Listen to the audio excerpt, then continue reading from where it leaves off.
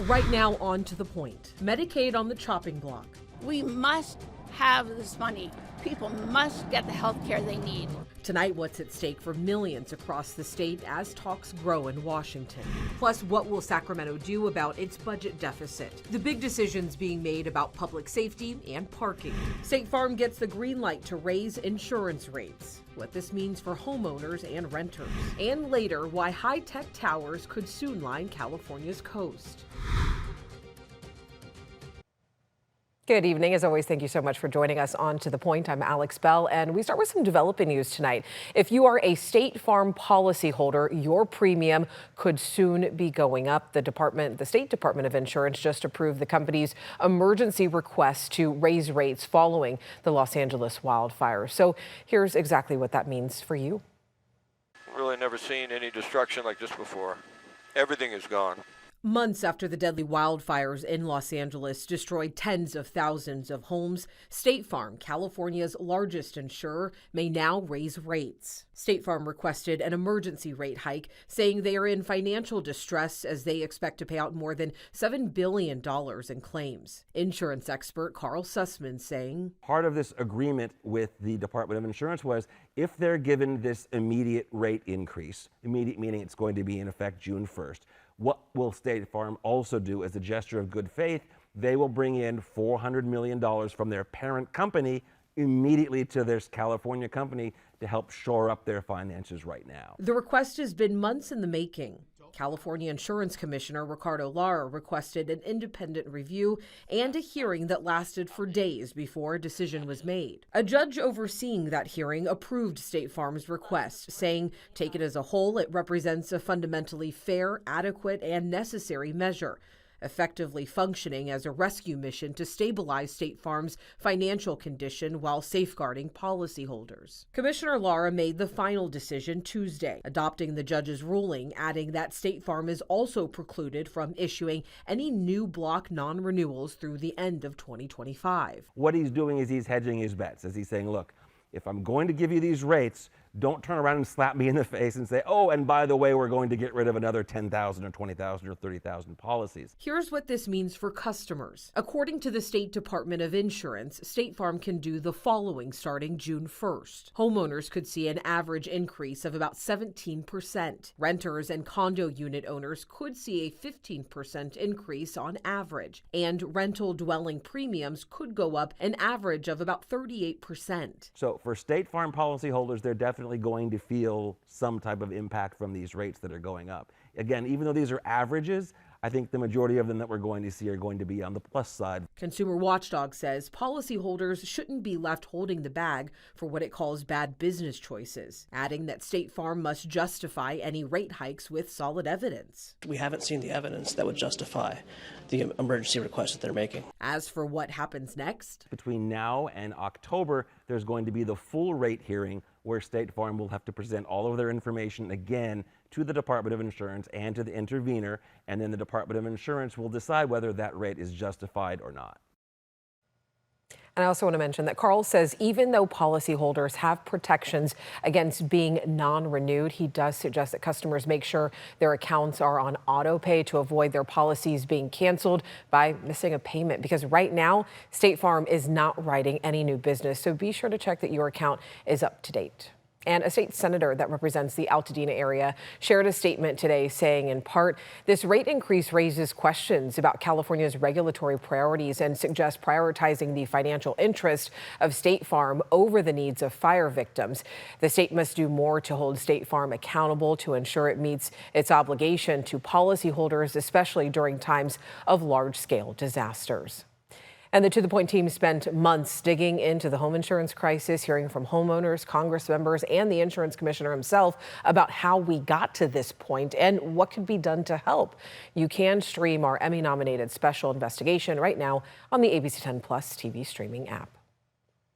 Tonight, Sacramento City Council is discussing the proposed budget. Leaders are weighing cuts across city services in an effort to balance a $44 million deficit. So some proposed cuts impact public safety. The president of the Sacramento Police Officers Association warns that proposed cuts, including 23 community service officer positions, could leave the department dangerously understaffed. He says the department is already struggling to keep up, and with officers leaving faster than they can be replaced, the city could soon lack the manpower to provide basic services. We're a city that wants to grow, and that we want to grow the rail yards. We want to bring soccer teams here. We want to do these things. But how do you do that with less police services, less people to keep those events safe, to keep the new parts of the community safe that we've built, and to do other things? Among many other cuts, the city is also considering raising downtown parking rates to $3 per hour to help close the budget deficit. Part of the city's plan to raise parking meters was approved tonight, with more discussion expected. And the mayor sent us this statement saying, quote, "The proposed budget is the start of a deliberative process. We don't have early comments on proposals while the process is ongoing, but welcome the public to join council meetings where the proposed budget will be discussed publicly. There will be a final vote on the budget next month, And tomorrow, Governor Gavin Newsom will release his revised budget plan for the state. At the beginning of the year, Newsom shared the $322 billion budget without a deficit. Significant changes are expected from the original proposal. That includes a plan to lower drug prices and expand the state's authority to acquire medication abortion. And we will be streaming the governor's announcement live tomorrow on the free ABC 10 Plus TV streaming app. We will also, of course, have a reporter at the event, and we'll have a recap right here on To the Point at 6:30. Tonight, the future of Medicaid is up in the air as Congress debates deep cuts tied to the federal budget. On Capitol Hill, marathon hearings are underway after House Republicans released their budget plan Sunday, proposing $880 billion in cuts to Medicaid. The move could impact millions of low-income and disabled Americans. Protesters blocked the doors to one of today's hearings. The proposed reductions are a key part of the big, beautiful bill President Trump is pushing to fund his agenda. In Folsom today, dozens of people protested these exact funding cuts. ABC's Becca Habecker spoke with them and also took their questions straight to Folsom's congressperson. Whose care? Our care! Medical providers, patients, and advocates gathered outside Dignity Health Mercy Hospital in Folsom Tuesday afternoon, protesting proposed cuts to the federal Medicaid program, which in California operates as Medi-Cal. We must have this money. People must get the health care they need. Dr. Kimberly Bust is a longtime family physician in the Sacramento area. Medi-Cal serves more than a third of the state's 39 million people, and Dr. Bust says cuts would hurt everyone in California, not just those on Medi-Cal. What happens if your hospitals or your clinics or your health systems don't have Medi-Cal money? They have to figure out a way to get that money to provide the care they need. And so that means that costs get spread to all people. We all pay the price. Protest organizers say some $380 million come to hospitals here in Republican Representative Kevin Kiley's district. Money specifically from Medi-Cal, which is why Dennis Wilson, a clinical laboratory assistant here at Dignity Folsom, worries about his patients. We see people every single day, and they are at their worst moment. They're fearing for their health. The last thing they need to do is be in terrifying fear over the damn bill. So I took that concern directly to the congressman. If these cuts are made, is there a plan to address medical debts for low-income and or vulnerable people here in California? No, there's nothing in this legislation that would cause those populations to lose access to their benefits. The only risk to the federal funding for eligible beneficiaries that California deserves is that the governor and legislature have decided to have a unique policy that exists nowhere else in the country of making every single undocumented immigrant who meets the income requirements eligible for Medicaid. Starting in 2024, California expanded Medi-Cal eligibility to include all low-income undocumented immigrants, a controversial move that Republicans say is to blame for Medi-Cal's recent solvency issues. The state has had to use more than $6 billion from the general fund this year just to keep the program afloat through June. June. The governor's office has said the ballooning cost of Medi-Cal has more to do with prescription drug prices and increased enrollment across all populations, not just undocumented immigrants. Regardless, California's policy is jeopardizing Medicaid funding, Kiley says. So I didn't come up with this provision, but it's in the bill. It says that if your state is using its dollars to fund Medicaid for those who are in our state illegally, then you'll have your federal FMAP for the expansion Medicaid population reduced from 90% to 80%. ABC 10 reached out to Governor Newsom's office for a response to Kiley. We did not hear back by deadline. It's the governor right now who is the biggest threat to Medicaid in our state. And protesters here say Kiley and his Republican colleagues are the ones who should change the proposed federal cuts to protect coverage for patients like Joe Metters of Citrus Heights. As a person with diabetes and has gone through a couple of strokes in my lifetime and high blood pressure, I depend on Medi-Cal to support because to have a quality life in my community. In Folsom, Becca Habiger, ABC 10. The budget process is still in the early stages. The bill must pass the House, then the Senate, before reaching the president's desk. Still ahead on To the Point, the new security push from lawmakers, why surveillance towers could soon line California's coast. And it was another cooler day today in the 70s, but we're going back into the 80s starting tomorrow, and we're also tracking increased fire potential. Forecast after the break. Plus, the Menendez brothers return to court, what a judge decided about their resentencing.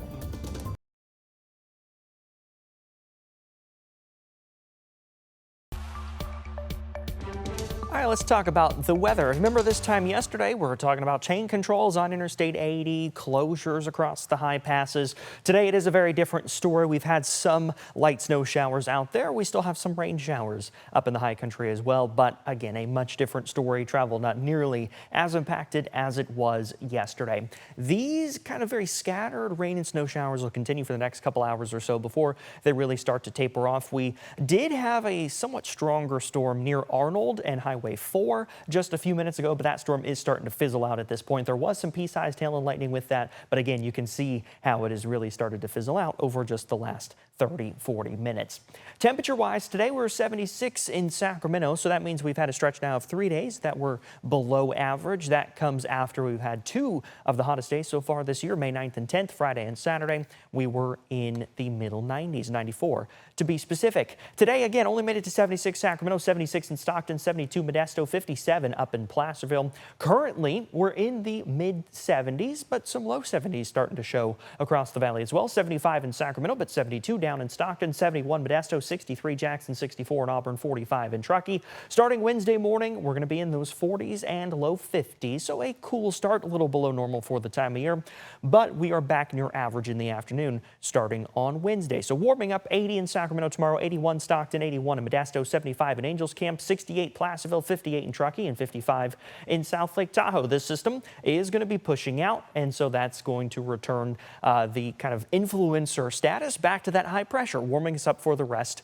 of the week. But by the time we get to Sunday and Monday, we've got another system just kind of clipping Northern California, maybe even diving into the Great Basin. That's going to bring us some windy conditions. So a delta breeze for the next several afternoons all the way through Friday. Saturday, we start to see some stronger winds developing, and then by the time we get to Sunday, now we're looking at some stronger northerly winds, and fuels are starting to dry in the valley. So this is going to lead us to some elevated fire concerns for Sunday. Nothing extreme, nothing huge, but definitely we are getting that time of year where it gets windier, warmer, and drier. Alex.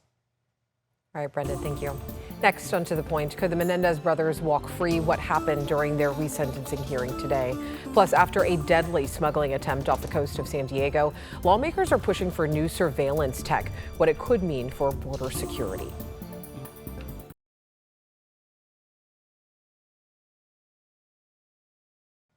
New details tonight in the Menendez brothers case. A judge today resentenced Eric and Lyle Menendez to 50 years to life. And it means the brothers are now eligible for parole under California's youthful offender law.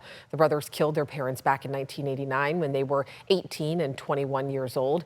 They have since served 35 years in prison. Well, defense attorneys argue the brothers acted out of self-defense after years of sexual abuse by their father. Prosecutors say the brothers killed their parents for a multi-million-dollar inheritance. The state parole board must still decide whether or not to release them from prison.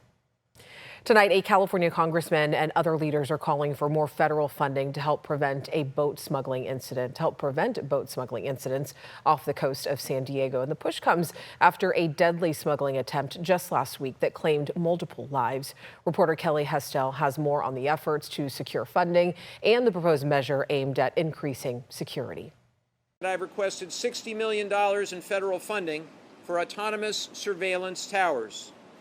These towers would be deployed along our maritime borders, and they would use cameras, radar, and infrared technology to identify and help intercept maritime threats. Congressman Mike Levin says this technology is needed to close any gaps in security. He says it would be similar to what's already being used along the southern border by a company called Anduril. And we have to make sure that we have a deterrent and that smugglers know they will get caught if they try, even during difficult weather condition. He says oftentimes smugglers will try to make it to shore when it's foggy out or during bad weather because they think they have a better chance of making it there undetected. Last week off the coast of Torrey Pines State Beach, 3 people died after a ponga boat carrying 18 people overturned. Here's what he says he's learned since then. My understanding is that the smugglers told those on the vessel to take their life jackets off just before it overturned. So that they could reuse those life jackets, which is, if true, is just awful.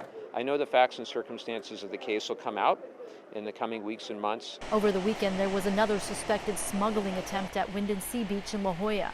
Chief Lifeguard John Edelbrock. Almost every day there's some type of smuggling event, whether they're interdicted at sea or they're making it to land. There were 3 just last night that I got word of. So the numbers are large, and it has been going on for a long time. Meanwhile, Congressman Levin is also pushing Congress to vote on a resolution that would double the range in which Customs and Border Patrol agents can operate at sea, from 12 nautical miles to 24 nautical miles.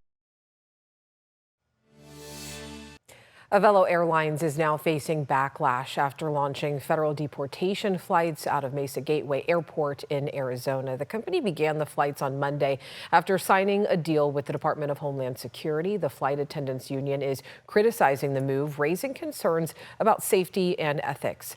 The budget carrier also announced last month that it is shutting down its base at Sonoma County Airport. President Donald Trump is in Saudi Arabia, starting his 4-day trip to the Middle East. It's the first major foreign trip of his second term, and he met with the Saudi Crown Prince just this morning. The prince says the two discussed security and investment. Trump says he decided to make this his first stop after the kingdom said they would invest $600 billion in U.S. companies that the president says will create 2 million jobs. We've brought tremendous investment in and tremendous jobs, and we'll continue to service your great country very well.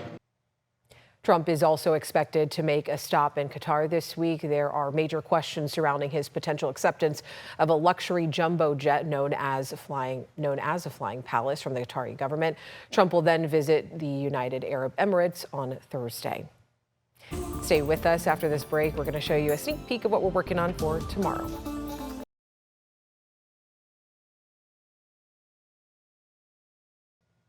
Well, all throughout May, ABC 10 is celebrating Asian American, Native Hawaiian, and Pacific Islander Heritage Month. So coming up tomorrow on To the Point, a new documentary is shining a light on the untold stories of Chinese women who grew up in California's Delta region. Filmmakers interviewed nearly a dozen women who say they grew up empowered by the generation of women who came before them. Many of the people interviewed moved away to college and careers, but returned later in life, often to care for aging parents. The documentary grew out of an oral history project launched by the Locke Foundation. Most of the time we had men's voices, and I thought, wait a minute, you know, something's really missing. And I thought about my own family, which really gave me the impetus of interviewing the women. ABC 10's Becca Habegger speaks with the women in the documentary to learn why preserving these powerful stories matters now more than ever. Don't miss this tomorrow at 6:30 right here on To the Point. As always, thank you so much for watching and inviting us into your home. If you have something you think we should be looking into, you already know what to do. Reach out to me and the team. And don't forget, To the Point does not end here. You can always download and stream our stories for free.